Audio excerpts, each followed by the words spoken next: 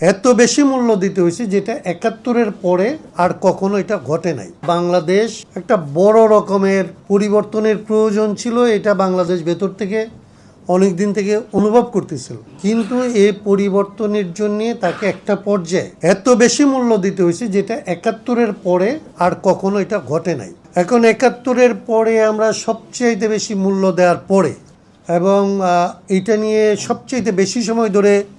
যে এই পরিস্থিতি থেকে আমরা কিভাবে উত্তরণটা ঘটাবো তার জন্য প্রায় সবচেয়ে বেশি রাজনৈতিক দলকে নিয়ে, সবচেয়ে বেশি প্রতিনিধিদের, সুশীল সমাজেরও বেশি মানুষকে নিয়ে, মানে আমি বলবো যে প্রাতিষ্ঠানিকভাবেই হয়েছে, বিষয়টা এরকম না, প্রাতিষ্ঠানিকভাবে সমাজের মধ্যে এই পরিবর্তনকে ধরে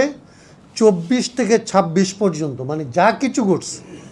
নির্বাচনই বলেন, ঐক্য কমিশনই বলেন, আর এমনিতে কমিশনই বলেন,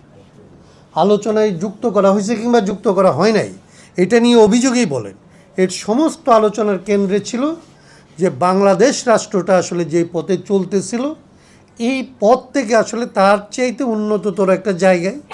বাংলাদেশ রাষ্ট্রকে আমাদের নিয়ে যেতে হবে।